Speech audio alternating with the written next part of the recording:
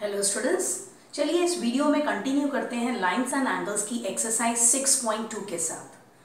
Third question में ये diagram दिया हुआ है, ठीक है, और गिवन है कि in figure if A B is parallel to C D, A B is parallel to C D, E F is perpendicular to C D, E F this is perpendicular to C D and angle G E D is 126 degree. Angle G E D is 126 degrees, ठीक है। ये दोनों lines parallel हैं। ये E F है जो C D को perpendicular है, इट मींस ये एंगल राइट एंगल है, 90 डिग्री है, ठीक है। फाइंड क्या करना है आपको? Angle A G E, angle G E F and angle F G E, ठीक है। तो ये तीनों एंगल्स आपको फाइंड करने हैं।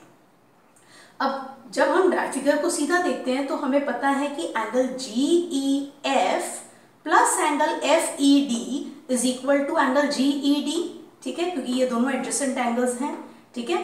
तो एंगल जी ई एफ ये हमने फाइंड करना है, plus angle F E D कितना है? 90 degree, because E F is perpendicular to C D, is equal to angle G E D कितना दिया हुआ है? 126 डिग्री, ठीक है। तो angle G E F plus 90 degree is equal to 126 degrees. 90 degrees को आप उस तरफ ले जाइए, माइनस कीजिए 126 से, तो एंगल जी ई एफ का आंसर आ जाएगा 36 डिग्रीज, ठीक है। तो आपने एंगल जी ई एफ अभी निकाल दिया, जी ई एफ निकाल दिया। नेक्स्ट एंगल ए जी ई, ये भी आपको फाइंड करना है। अब ये दोनों लाइनें पैरेलल्स हैं, ए बी और सी डी, तो अगर हम जी ई को ट्रांसवर्सल लें तो एंगल ए जी ई और एंगल जी ई डी वो कौन से एंगल्स हैं? They are alternate angles. तो ऑल्टरनेट एंगल्स तो हमेशा इक्वल होते हैं, ठीक है। तो angle A G E is equal to angle G E D is equal to 126 degrees, क्योंकि एंगल जी ई डी दिया हुआ है कि 126 डिग्रीज है। रीजन आप लिख दीजिए ऑल्टरनेट एंगल्स, ठीक है। ये लिखना चाहे तो लिख सकते हैं, ऐसा कोई कंपल्शन भी नहीं है कि A B is parallel to C D and G E is a transversal. Now next, अब कौन सा एंगल बचा है? लास्ट वाला एंगल एफ जी ई।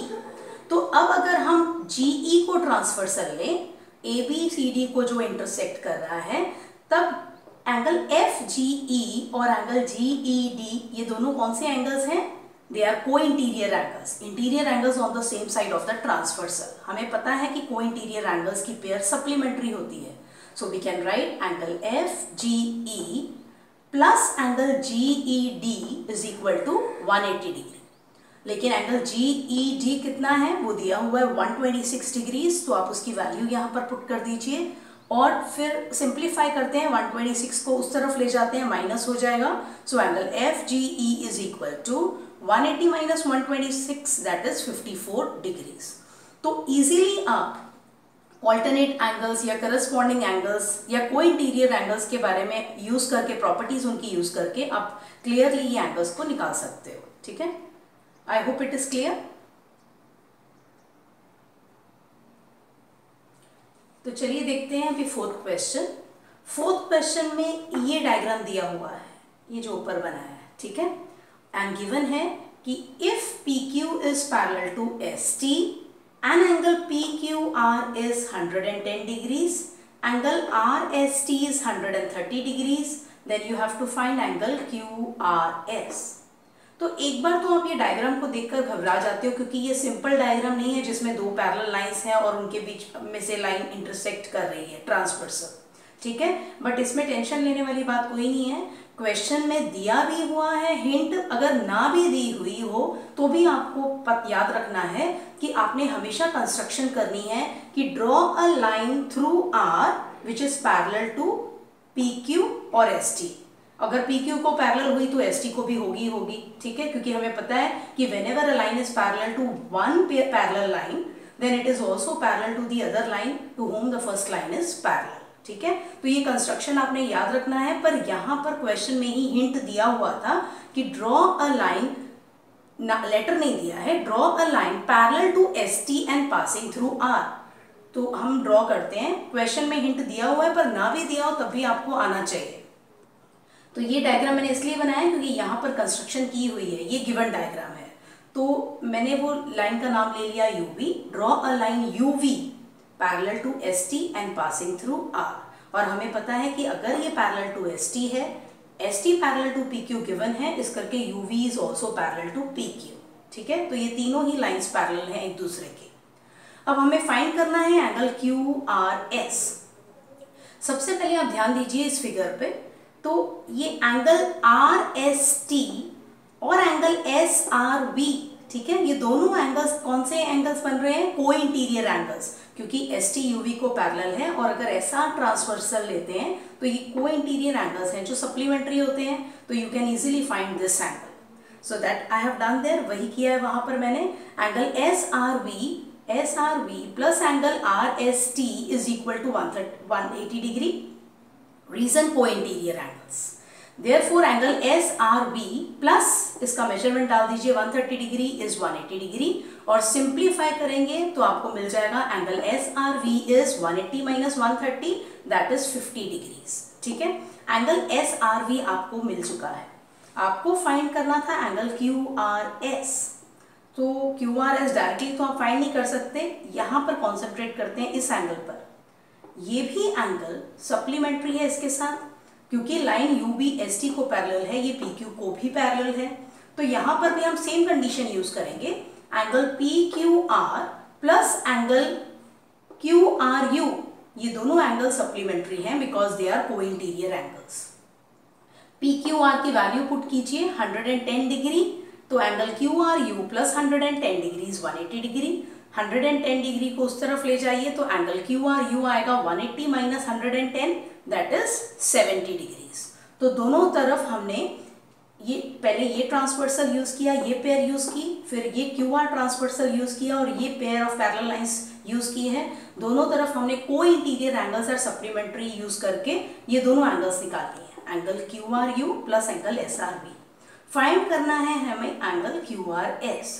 तो अब तो ये काफी इजी है, ठीक है, हम लिख सकते हैं कि angle Q R U plus angle Q R V is equal to 180 degree because they are by linear pair axiom, क्योंकि ये लाइन है, so two angles on the same standing on the line, ठीक है, so they are angles forming linear pair.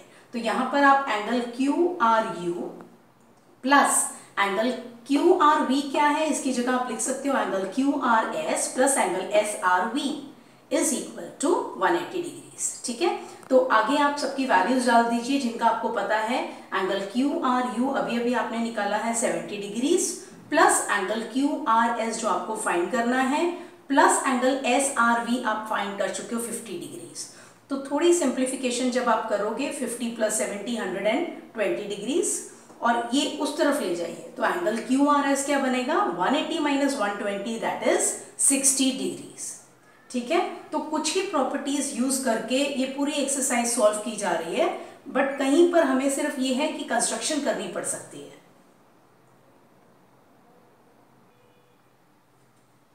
चलिए अब देखते हैं fifth question. Fifth question में ये डायग्राम दिया हुआ है और गिवन है कि A B is parallel to C T, angle A P Q is 50 degrees, angle P R D, ये angle P R D is 127 degrees, find x and y. ठीक है, डायग्राम ड्रॉ है, क्वेश्चन में given है और find x Y करना है आपको। अब अगर ये डायग्राम आप एक बार डायग्राम ध्यान से पहले देख लीजिए करिए, then it becomes very easy. अगर हम डायग्राम देखते हैं ये दोनों लाइनें पैरेलल हैं, तो अगर हम एक बार ये ट्रांसवर्सल ले लें पी आर, तो ये पूरा एंगल ए पी आर और एंगल पी आर डी, ये दोनों कौन से बन जाते हैं एंगल्स? Alternate angles. इसी तरह एक बार अगर आप ये लोगे ट्रांसवर्सल पी क्यू, तब एंगल ए पी क्यू और पी क्यू आर ये दोनों बन जाते हैं ऑल्टरनेट एंगल्स। और आपको पता है कि ऑल्टरनेट एंगल्स हमेशा इक्वल होते हैं। तो ये दो चीजें यूज करके डायग्राम को देखते सार आपको पता चल जाता है कि आप इजीली एक्स वाई की वैल्यूज फाइंड कर सकते हो। तो चलिए पहले ये पी आर ट्रांसवर्सल लेते हैं। तो यहां पर angle A P R is equal to angle P R D. ठीक है, रीजन ऑल्टरनेट एंगल्स।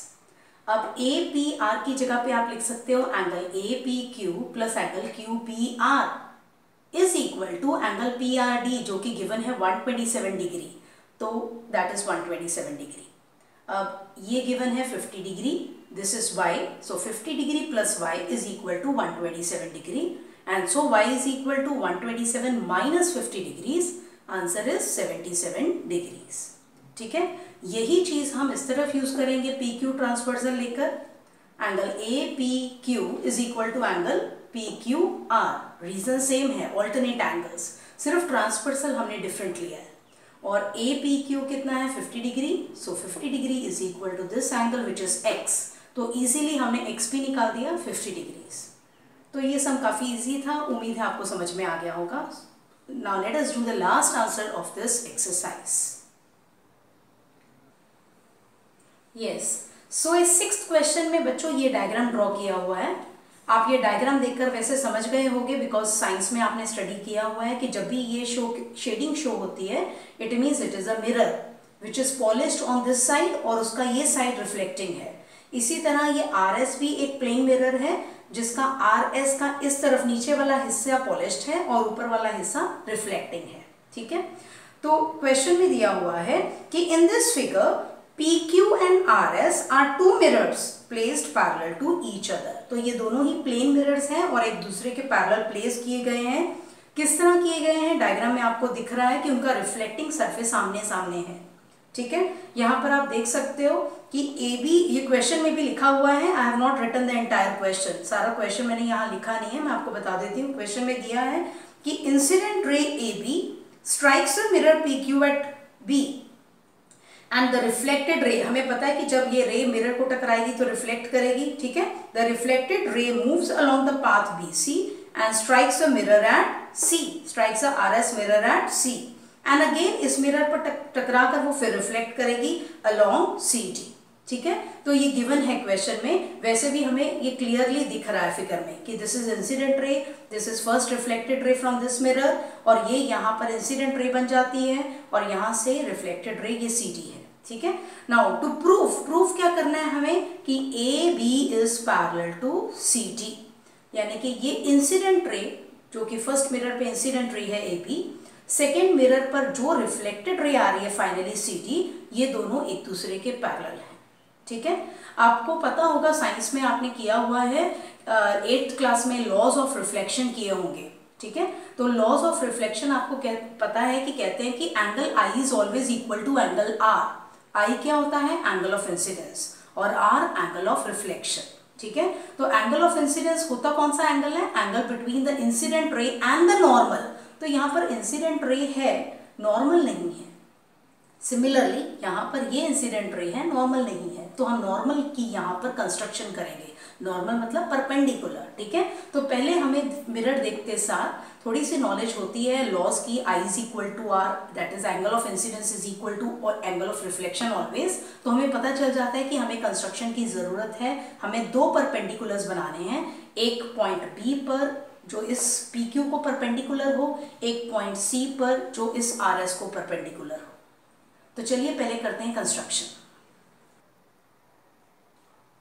हाँ जी, चलिए देखते हैं यहाँ पर कंस्ट्रक्शन। BE कंस्ट्रक्शन की है और CF कंस्ट्रक्शन किस तरह की है कि BE is perpendicular to PQ and CF is perpendicular to RS। आप फिगर में देखोगे, आप बोलोगे मैं कह रही हूँ कि EB is perpendicular to BQ, तो मैंने यहाँ परपेंडिकुलर साइन नहीं डाला है, and CF is perpendicular to RS पर परपेंडिकुलर साइन यहाँ डाला है, क्योंकि यहाँ पर अगर मैं डालती तो यहाँ पर और एंगल्स भी हैं तो काफी कॉम्प्लिकेशंस आ जाने थे। यहाँ पर इसलिए डाला है क्योंकि आपको पता है कि जब भी BE, सपोज BE अगर PQ को परपेंडिकुलर है, PQ RS पैरेलल है, तो वो ऑटोमेटिकली RS को भी परपेंडिकुलर होगा। ये हम थ्योरम पहले देख चुके हैं। इसी तरह यहाँ पर अगर CF RS को परपेंडिकुलर है, क्योंकि PQ RS को पैरेलल है, इस करके CF PQ को भी परपेंडिकुलर होगा। ठीक है, तो ये साइन अपने बिल्कुल करेक्ट है, राइट एंगल्स वाले। ओके, तो कंस्ट्रक्शन कर दी गई है। Draw EB perpendicular to PQ and CF perpendicular to RS। क्योंकि PQ RS पैरेलल है, इस करके EB is also perpendicular to RS and the CF is also perpendicular to PQ। अब अगर हम PQ को ट्रांसवर्सल माने, हमें प्रूफ क्या करना है, याद रखो कि AB is parallel to DQ। तो अगर आप डायग्राम देख रहे हैं तो ए बी और ये DC लाइन कंसीडर करें या CD कंसीडर करें, तो ये ट्रांसवर्सल अगर हम माने तो यहाँ पर एक ही पेयर एंगल्स की बन रही है। मतलब हमारे पास ऑप्शन नहीं है कि interior angles on the same side of the transversal या करस्पॉन्डिंग एंगल्स प्रूफ करें। अपने पास एक ही पेयर बन रही है अच्छी वाली, ये वाला एंगल ABC और एंगल BCD।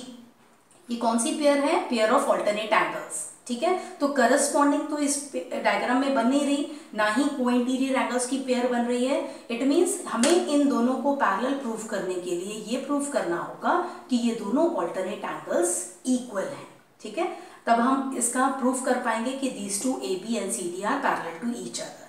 तो ये प्रूफ करने के लिए पहले हम करते हैं consider PQ line. PQ is a transversal which intersects BE and FC और CF at these 2 points B and F। ठीक है, तो इन दोनों लाइनों को ये PQ इंटरसेक्ट कर रहा है एट दीज 2 पॉइंट्स, BE को और FC को। अब एंगल PBE और एंगल BFC, ये दोनों ही एंगल राइट एंगल है, हमें पता है, क्योंकि ये दोनों जो BE और CF हैं दोनों ही PQ को परपेंडिकुलर है, इसलिए ये एंगल PBE और एंगल BFC दोनों 90 डिग्री हैं, मतलब दोनों इक्वल हैं। और ये एंगल्स कौन से हैं? They are forming one pair of corresponding angles. तो करस्पॉन्डिंग एंगल एक्सियम के थ्रू हम ये रीजन देकर लिख सकते हैं कि BE is parallel to CF या FC। ठीक है, तो हमने प्रूफ कर दिया है कि BE is parallel to CF by proving that one pair of corresponding angles formed is equal। ठीक है, अब आगे बढ़ते हैं। ABE एंगल, आपको लॉज ऑफ रिफ्लेक्शन पता है कि angle of incidence is always equal to angle of reflection. तो एंगल ABE ये एंगल ऑफ इंसिडेंस है, angle between the incident ray and the normal at the point of incidence. और angle of reflection यहाँ पर क्या होगा? Angle between the reflected ray BC and the normal at this point. तो ये angle, ये दोनों ही एंगल इक्वल हैं। Why? Because this is angle of incidence, this is angle of reflection. So according to the laws of one of the laws of reflection, तो हम laws of reflection use करके यहाँ पर लिखेंगे कि angle ABE is equal to angle EBC, और इस mirror के लिए angle BCF is equal to angle FCD। ठीक है, रीजन सेम है, angle of incidence is equal to angle of reflection, law use किया है हमने। अब एंगल ABE अगर एंगल EBC को इक्वल है तो हम लिख सकते हैं कि angle ABE is equal to angle EBC is equal to half of angle ABC। ठीक है, यही मैंने यहां पर लिख दिया है। इसी तरह यहां पर हम लिख सकते हैं कि angle BCF is equal to angle FCD is equal to half of angle BCD। ठीक है, तो यहाँ पर ये दोनों मैंने लिख दिए इक्वेशंस। उसके बाद हम कंसिडर करते हैं कि BE, हमें पता है BE CF पैरेलल है, क्योंकि ये अभी हमने प्रूफ किया है, BE CF आर पैरेलल। तो अगर हम ये ध्यान दें कि EBC एंड BCF ये कौन सी पेयर बन रही है? अगर CB ट्रांसवर्सल है इन दोनों पैरेलल लाइंस का, they are forming pair of alternate angles which are equal because these two lines are parallel. ठीक है, and this is a transversal, तो ये ऑल्टरनेट एंगल्स की पेयर इक्वल होनी चाहिए। It means angle EBC is equal to angle BCF। तो ऊपर देखिए जरा हमने क्या लिखा था, एंगल EBC और एंगल BCF ये इक्वल हैं। रीजन दे देना है ऑल्टरनेट एंगल्स, पर यही चीज हम यहाँ पर यूज करेंगे। देयरफॉर अगर ये दोनों एंगल्स इक्वल हैं तो राइट हैंड साइड भी इक्वल होगा। तो half angle ABC is equal to half angle BCD, half half cut करोगे तो angle ABC is equal to angle BCD, ABC is equal to angle BCD। तो अगर हम अब BC ट्रांसवर्सल लेते हैं जो टू लाइंस AB और CD को इंटरसेक्ट कर रहा है, ठीक है, तो हमने प्रूफ कर दिया है कि this pair of alternate angle form is equal. Angle ABC and BCD are alternate angles, they are equal. तो therefore we can say AB is parallel to CD। तो हमने प्रूफ कर दिया है कि these lines are parallel। जब भी आपको प्रूफ करना होता है कि टू लाइंस पैरेलल हैं, याद रखिए या तो आप प्रूफ करोगे कि one pair of corresponding angles is equal, या one pair of alternate angles is equal और one pair of co interior angle is supplementary. अगर आपने इनमें से कोई भी कंडीशन प्रूव कर दी so means you have proved that the two lines are parallel. उम्मीद है एक्सरसाइज 6.2 आपको समझ आ गई होगी, लेकिन यस 6.1 से ये थोड़ी सी डिफिकल्ट थी, खास करके ये लास्ट वाले सम जहां पर आपको कंस्ट्रक्शन करनी पड़ती है, ये आपको याद रखनी है, ठीक है। तो विथ प्रैक्टिस अगर आप प्रैक्टिस करोगे, रिपीट करोगे, तो मुझे नहीं लगता कि आपको इनको करने में भी कोई प्रॉब्लम आएगी। तो अब next time let us continue with this chapter. Thank you students.